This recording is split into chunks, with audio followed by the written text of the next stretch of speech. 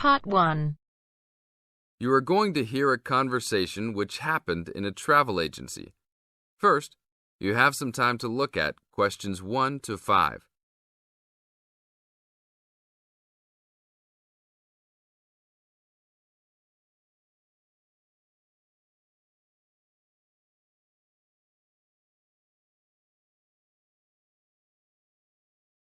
Now we will play the recording.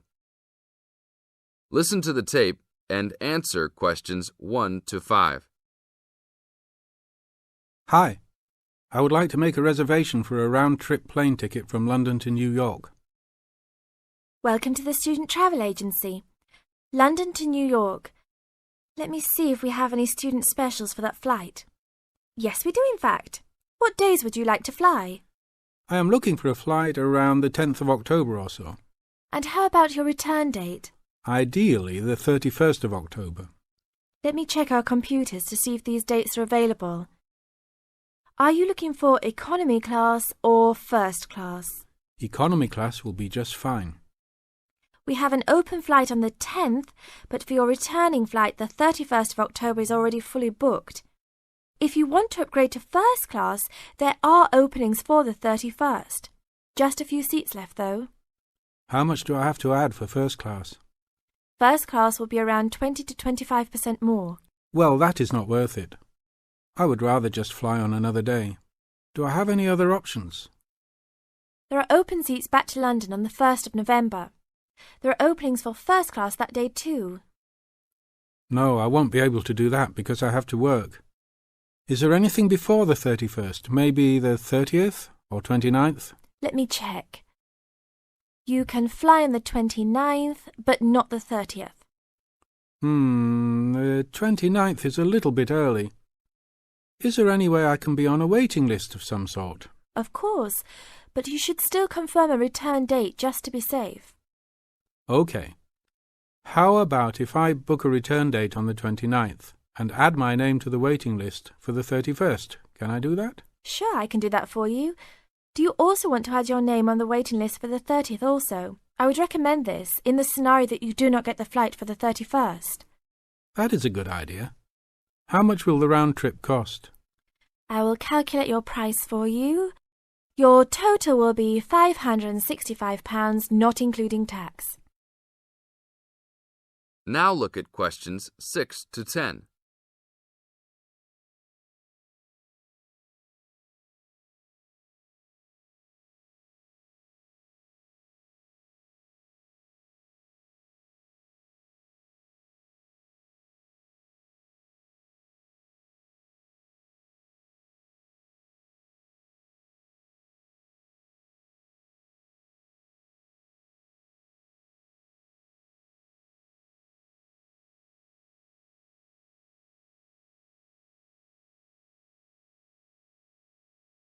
Now listen to the tape and answer questions 6 to 10. That's not too bad. Is there any discount for students? That is already including the discount. Without the discount, the price is easily over £600. OK, that sounds good then. Please put me down for those dates. I will need your information. Name and student identification number, please. Kenneth Conley, student ID 92123020. Your phone number, please. 87052109. Please tell me your mailing address. 354 Westchester Drive, London. Thank you very much, sir. How would you like to pay for the ticket? I think I will pay in cash. Well, you don't need to pay right now, just when you come to pick up the tickets. You will need to pick up the tickets at least 2 weeks before departure. That is no problem. One quick question. What happens if for some reason I need to cancel my trip? The student discount tickets are unfortunately non-refundable. However, if your cancellation is before 24 hours of takeoff time, then you can reschedule your flight for another day. If the cancellation is within 24 hours, then you forfeit your ticket. I understand. Well, thank you very much. I will see you next week. See you then. That is the end of part 1. You now have half a minute to check your answers.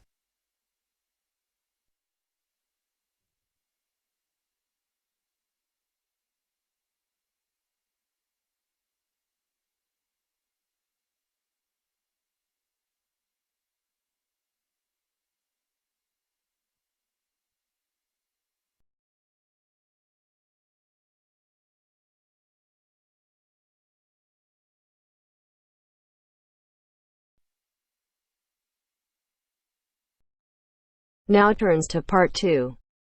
Part 2. You'll hear a lecturer talking to students about the ozone layer and CFCs. First, you have some time to look at questions 11 to 17.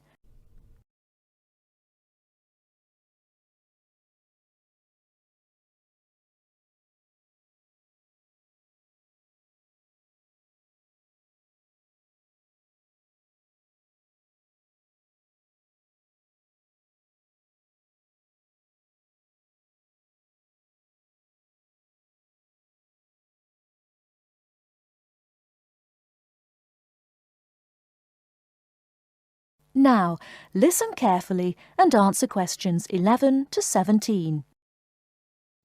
Today, it is well known that CFCs, or chlorofluorocarbons, can do immense damage to the ozone layer, which protects the Earth from harmful radiation from the sun. However, it was as recently as the mid-1970s when the connection between CFCs and ozone layer destruction was first established. The story starts back in 1957, when James Lovelock invented the electron capture detector. This is a machine that can detect very small amounts of a chemical compound in the atmosphere. Indeed, using the machine, it was Lovelock who was the first person to detect the widespread presence of CFCs in the Earth's atmosphere. In 1973, Lovelock, on a research trip which he'd funded himself, measured the amount of CFCs in the atmosphere in the Arctic and in Antarctica, but unfortunately came to the wrong conclusion that CFCs are not harmful to the environment. Following on from this work, though, in 1974, Sherry Rowland and Mario Molina published the very first scientific paper on the connection between CFCs and ozone depletion. This quickly prompted the world's first ban on the use of CFCs, which was enacted in 1975 by the US state of Oregon. Further bans followed. In 1978, the United States and several European countries banned the use of CFCs in spray cans. CFCs were still allowed to be used, though, for refrigeration and in solvents. It was in the mid-1980s that scientists in Antarctica observed a huge depletion in the ozone layer above them, often called the hole in the ozone layer. This led, in 1987, to the signing of the Montreal Protocol, which called for further reductions in the production and use of CFCs, and then, 2 years later, to a European Union agreement to ban the production of all CFCs by the end of the century. Before you hear the rest of the talk, you have some time to look at questions 18 to 20.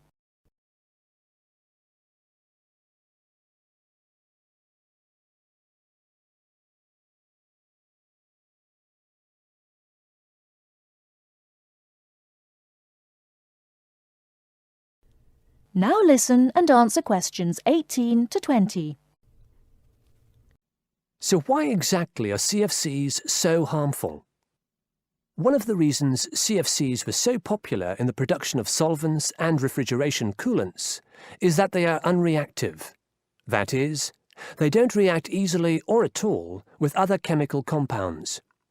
It's this property, however, that also makes them dangerous. Because they are unreactive, it's very difficult for them to be broken down.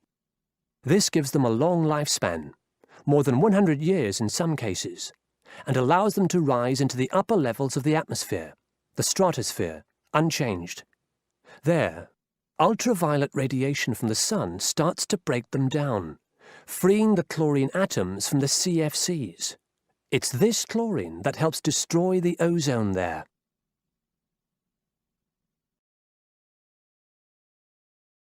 That is the end of part 2. You now have half a minute to check your answers.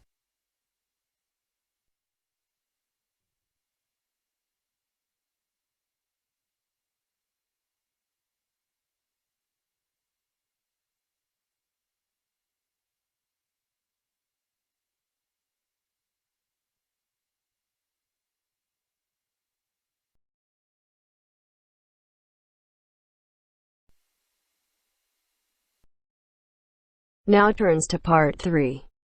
Part 3. You will hear a discussion between two students, Rosie and Mike, and a university tutor. In the first part of the discussion, they're talking about a survey they have conducted on local entertainment.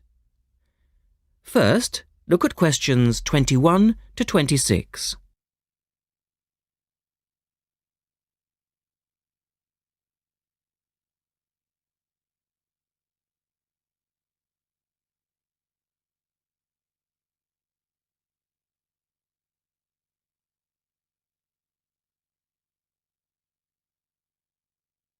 Now listen to the first part of the discussion and answer questions 21 to 26. Good morning, everyone. Well, I think we can start straight away by getting Rosie and Mike to do their presentation. Would you like to start, Rosie? Yes. Well, we've done a survey on local entertainment. Basically, we tried to find out how students feel about the entertainment in the town and how much they use it. Yes, so we've called our project Out and About. Yes, that's a good title, Out and About. We wanted to find out how well students use the entertainment facilities in town, whether they get to see the latest plays, films, that kind of thing. Now, we have our own facilities on campus, of course. Oh, yes. We deliberately omitted those as we really wanted to examine outside entertainment in the town as opposed to on the university campus. Actually, there were a lot of areas to choose from, but in the end, we limited ourselves to looking at 3 general categories: cinema, theatre and music. Right. OK, well, first of all, cinema. In the town, there are 3 main places where you can see films. There's the new multi-screen cinema complex, the old Park Cinema and a late-night Odeon. So, if you look at this chart, in terms of audience size, the multi-screen complex accounts for 75% of all cinema seats. The Park Cinema accounts for 20% of seats, and the late-night Odeon has just 5% of seats. As you probably know, the complex and the park show all the latest films, while the late-night cinema tends to show cult films. So, when we interviewed the students, we thought the complex would be the most popular choice of cinema. But surprisingly, it was the late-night Odeon. Yeah, and most students said that if they wanted to see a new film, they waited for it to show at the park, because the complex is more expensive and further out of town, so you have to pay more to get there as well. Yes, and that adds to the cost, of course, and detracts from the popularity, evidently. Well, next, we looked at theatres. The results here were interesting because, as you know, there's a theatre on campus which is popular, but there's also the Stage Theatre in town, which is very old and architecturally quite beautiful. And there's the large modern theatre, the Ashtop, that has recently been built. So you just looked at the 2 theatres in town? Yes, but the thing about the theatres is that there's a whole variety of seat prices. Also, the types of performance vary, so students tend to buy seats at both and like using both for different reasons. And if they want cheap seats at the Ashtop, they can just sit further from the front. What we did find that was very interesting is that there are periods during the year when students seem to go to the theatre and periods when they go to the cinema. And we really think that's to do with budget. If you look at this graph, you can see that there's a peak around November, December when they go to the theatre more, and then a period in April, May when neither is particularly popular. And then theatre viewing seems to trail off virtually, while the cinema becomes quite popular in June, July. I think you're probably right about your conclusions. In the second part of the discussion, Rosie and Mike talk about different music clubs. Look at questions 27 to 30 first.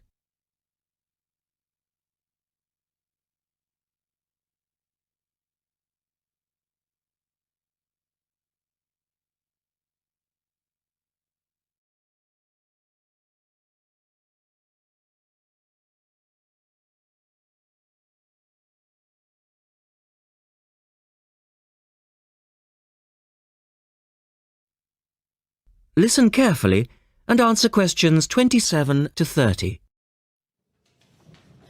Well, lastly, we looked at music, and this time we were really investigating the sort of small music clubs that offer things like folk or specialise in local bands. So not musicals as such? That's right. We looked at 3 small music venues and we examined the quality of the entertainment and the venue and gave a ranking for these. A cross, meaning that the quality was poor, a tick, meaning it was okay, and 2 ticks for excellent. First of all, the Blues Club, which obviously specialises in blues music. This was a pretty small place and the seating was minimal, so we didn't give that a very good rating. No, we don't recommend that one, really. Then the Sansu, which plays a lot of South American music. It was a big place, very lively, good performers, so 2 ticks for that one. The Pier Hotel is a folk venue, a good place for local and up-and-coming folk artists to play. Not the best of venues, as it's in a basement and a bit dark, but the quality of the entertainment was reasonable and the lighting was very warm, so we felt it deserved an average rating. Now finally, there's the Bald Rock Cafe, which features big rock bands and is pretty popular with students, and we enjoyed ourselves there as well, so top marks for that one. And then, did you get any information from the students as to which of the clubs they preferred?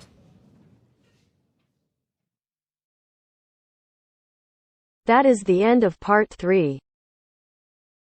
You now have half a minute to check your answers.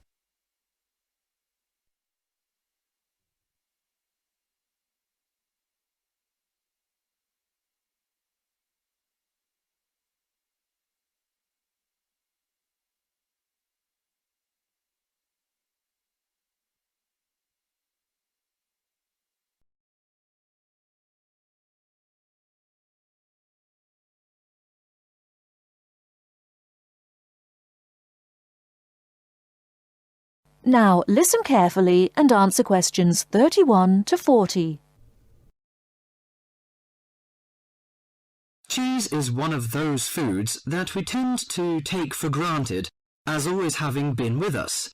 And it's odd to think that someone somewhere must have discovered the process to make cheeses. That takes place today. In the studio to tell us all about it is Monica Maxwell. Today, we all know that the process of making cheeses takes place when microorganisms get into milk and bring about changes in its physical and biochemical structure. Well, obviously, we don't know who discovered the process, but it's thought that it came from Southwest Asia about 8,000 years ago. In the early time, there were mainly 2 types of cheeses. One of them was rather tasteless and bland, in the case of the so-called fresh cheeses, which are eaten immediately after the milk has coagulated. And another one was rough-tasting and salty, in the case of the ripened cheeses, which are made by adding salt to the soft fresh cheese and allowing other biochemical processes to continue so that a stronger taste and a more solid texture resulted. The ancient Romans changed all that. They were great pioneers in the art of cheese-making, and the different varieties of cheese they invented and the techniques for producing them spread with them to the countries they invaded. This spread of new techniques took place between about 60 BC and 300 AD. You can still trace their influence in the English word cheese, which comes ultimately from the Latin word caseus. That's C-A-S-E-U-S. At this stage in history, people weren't aware in a scientific way of the role of different microorganisms and enzymes in producing different types of cheese. But they knew from experience that cheese's tastes were relevant to something. If you kept your milk or your pre-cheese mixture at a certain temperature or in a certain environment, things would turn out in a certain way. In the 19th century, with the increasing knowledge about microorganism, there came the next great step forward in cheese making. Once it was known exactly which microorganism was involved in the different stages of producing a cheese, and how the presence of different microorganisms affected the taste, it was possible to introduce them deliberately and to industrialize the process. Nowadays, cheese is made on a large scale in factories, although the small producer working from his dairy farm continued to exist and still exists today. Cheesemaking moved very much into the world of technology and industrial processes, although because the aim is still to produce something that people like to eat, there's still an important role for human judgment. People still go round tasting the young cheese at different stages to see how it's getting on, and may add a bit of this or that to improve the final taste. Whatever the scale of production, there is still room for the development of art alongside the technology. That is the end of part 4. You now have half a minute. You now have half a minute to check your answers.